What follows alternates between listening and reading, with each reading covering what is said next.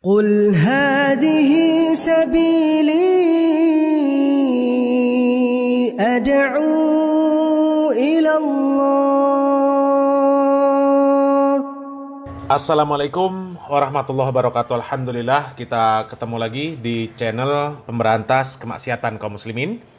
Dan seperti biasa, sebelum kita masuk ke pembahasan, kami ingatkan untuk kaum muslimin yang belum subscribe ke channel ini, silakan subscribe untuk mendapatkan notifikasi ketika ada video-video yang terbaru yang kita upload di channel ini. Dan untuk yang sudah subscribe, kami ucapkan jazakumullahu khairan katsira.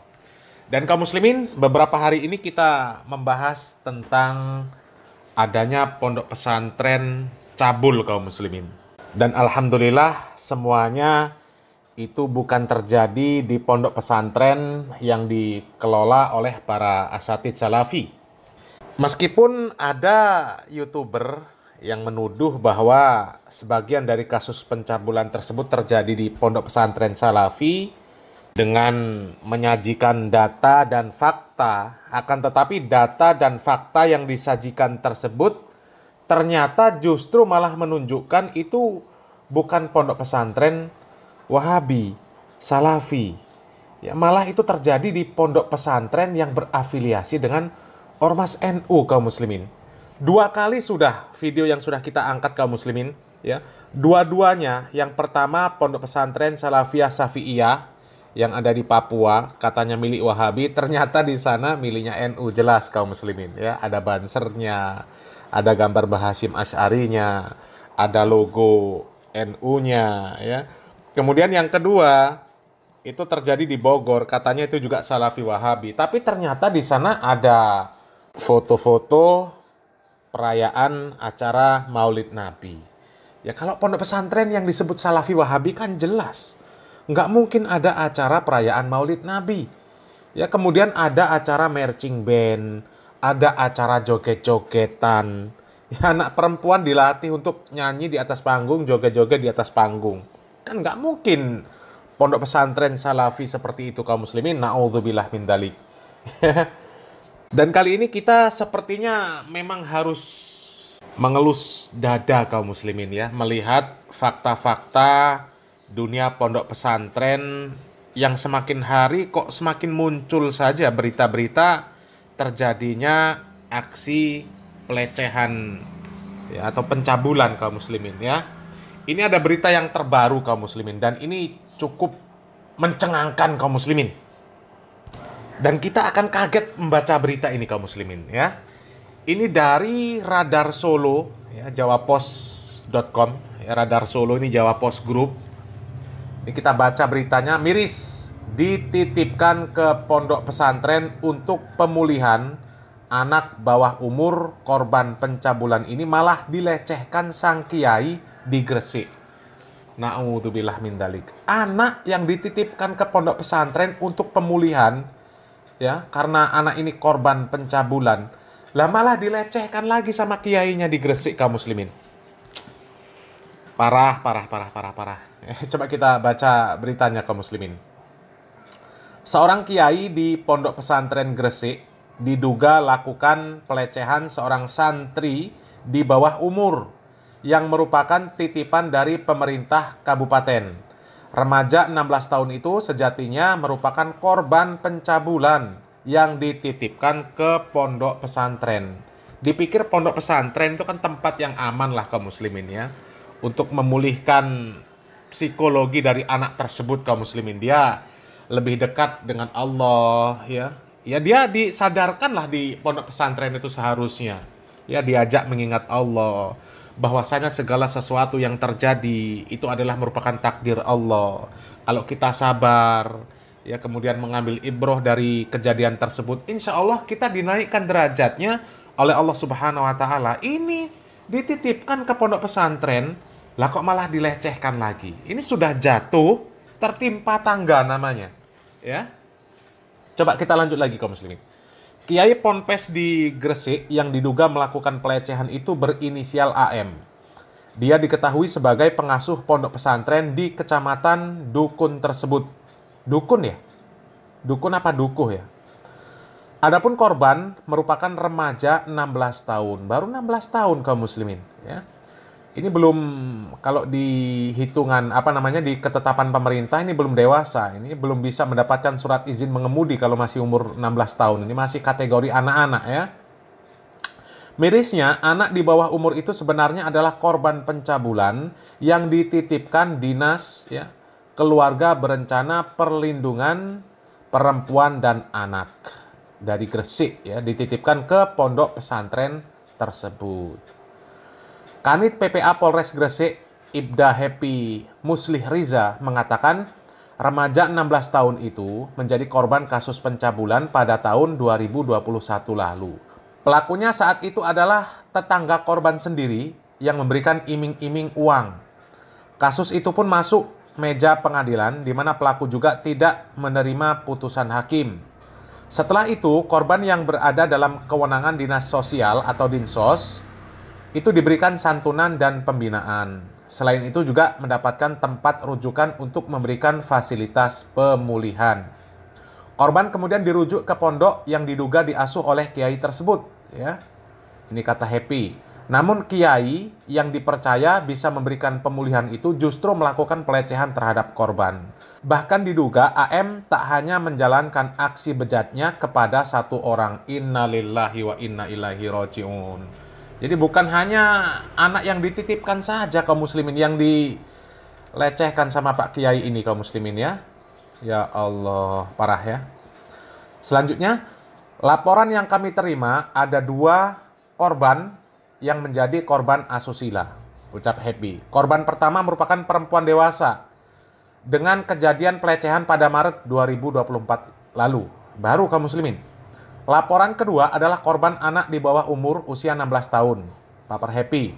Berdasarkan pemeriksaan, Kiai AM itu sudah 3 kali melakukan tindakan pelecehan atau asusila kepada korban. Astaghfirullahaladzim. Dikatakan Happy, penyidik masih mendalami modus dan motif Kiai AM itu melakukan aksi bejatnya. Ini kaum muslimin. Ya Allah, anak dititipkan ke pondok pesantren karena menjadi korban pelecehan di luaran, menjadi korban pencabulan di luaran ya, dengan tujuan dititipkan ke pondok pesantren itu bisa menjadi trauma healing lah kaum muslimin ya. Karena orang yang menjadi korban-korban seperti ini kaum muslimin ini biasanya memang mereka ini mengalami gangguan psikologi kaum muslimin ya. Mereka bisa terlihat selalu cemas, panik ya. Bahkan dalam tingkatan tertentu mungkin mental dari anak ini bisa betul-betul drop kaum muslimin. Sehingga butuh motivasi, butuh pembenahan dalam psikologi dari anak-anak korban pencabulan seperti ini kaum muslimin. Tapi ternyata ya Allah, ini musibah besar ini kaum muslimin ya.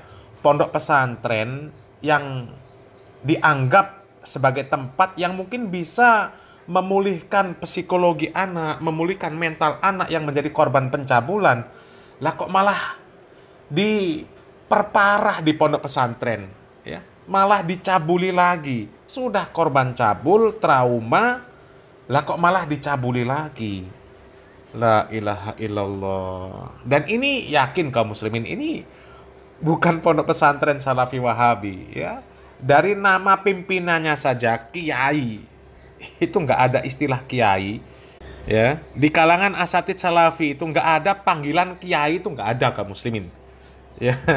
Kiai Khalid Basalamah, Kiai Syafiq Basalamah, Kiai Arifin Badri ya, Kiai Badrus Salam, Kiai Yazid bin Abdul Qadir Jawas rahimahullah, Kiai Abdul Hakim, nggak ada kaum muslimin, nggak ada.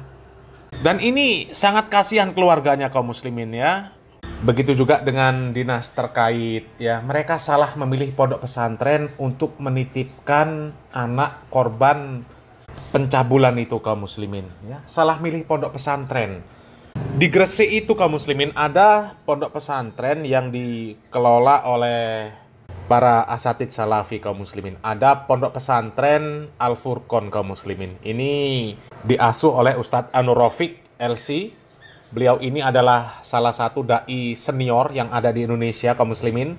Beliau sahabat dari Ustadz Abu Nida, hafizahullah ta'ala. Kemudian Ustadz Mubarak Bamu Alim, hafizahullah ta'ala. Ustadz Abdul Hakim, hafizahullah ta'ala. Dan antum bisa melihat kajian-kajian beliau di kanal YouTube itu banyak, kaum muslimin, ya. Beliau juga menjadi narasumber di Roja TV, ya, dan kajian-kajian beliau bolehlah, kaum muslimin, untuk mendengarkan kajian-kajian dari Ustadz Anur Rafiq LC ini, kaum muslimin. Ya, silakan cari di kanal YouTube, kaum muslimin. Insya Allah nanti akan ketemu kajian-kajian dari beliau ini. Jadi di Gresik ini ada pondok pesantren yang dikelola oleh asatidz salafi, kaum muslimin, ya. Jadi jangan sampai salah pilih pondok pesantren, kaum muslimin, untuk menyekolahkan anak, ya, atau mungkin dari dinas terkait ingin menitipkan anak yang mengalami trauma-trauma yang seperti ini, ya. Titipkan ke pondok pesantren yang dikelola oleh para asatidz salafi. Insya Allah mereka amanah, kaum muslimin, akan terjaga. Karena di sana itu dijaga betul, kaum muslimin, ya. Interaksi antara laki-laki dan perempuan, apakah itu santrinya, apakah itu gurunya, itu sangat dijaga betul. Jangan sampai mereka itu berinteraksi langsung kecuali dalam kondisi darurat, dan itu pun tidak boleh secara kholwat, ya. Nggak boleh bertemu berdua di ruangan, ya, apalagi ruangan tertutup. Nggak boleh, kaum muslimin. Dan biasanya, kaum muslimin, ya, kalau di pondok pesantren salafi ini, kaum muslimin, kalau ada anak-anak perempuan yang kemudian dititipkan karena korban-korban pencabulan seperti ini, ya, maka yang menerima, yang menyambut di pondok pesantren tersebut bukan kiai, bukan kiainya, bukan ustadznya, ustazahnya yang akan menyambut, ya. Adapun nanti ketika akan terjadi diskusi, ya, atau rundingan, itu nantinya, ya, para ustadz, ya, dengan orang-orang terkait, mereka akan berdiskusi bersama-sama mencari solusi bagaimana untuk menangani kasus-kasus yang seperti ini, ya. Tapi kalau disambut dengan kiai, anaknya sudah dihadapkan dengan kiai, maka wallahu a'lam, kaum muslimin, ya. Dan ini kiainya luar biasa, kaum muslimin, luar biasa bejat, kaum muslimin, ya. Sudah anak jadi korban pencabulan, dititipkan ke pondok pesantrennya dengan niatan bisa, ya, istilahnya direhabilitasi lah, kaum muslimin, ya. Bisa disembuhkan traumanya, malah ditambah sama kiainya. Astagfirullahaladzim. Dan biasanya, kaum muslimin, kalau pondok pesantren yang terjadi kasus-kasus pencabulan ini, biasanya memang interaksi antara laki-laki dan perempuan di pondok pesantren tersebut itu sangat longgar, kaum muslimin. Dan bisa jadi juga karena perempuannya ini berpakaian tidak syar'i, sehingga, ya, memancing syahwat, kaum muslimin, ya. Mungkin jilbabnya kecil, bajunya juga nggak longgar, ya, bajunya ngepres body, akhirnya membentuk lekuk tubuh, sehingga laki-laki yang melihat tersebut, ya, langsung birahinya keluar. Apalagi ditambah kalau santri perempuan boleh bersalaman dengan kiainya, boleh bersalaman dengan ustadznya, itu sudah parah, kaum muslimin, ya. Apalagi kalau pondok pesantrennya ini pendukung acara-acara konser sholawat, ya. Acara-acara konser sholawat, acara-acara apapun lah, kaum muslimin, yang di sana ini terjadi ikhtilat, ya, bercampur baurnya laki-laki perempuan. Maka yang seperti ini perlu diwaspadai, kaum muslimin, ya. Perlu diwaspadai.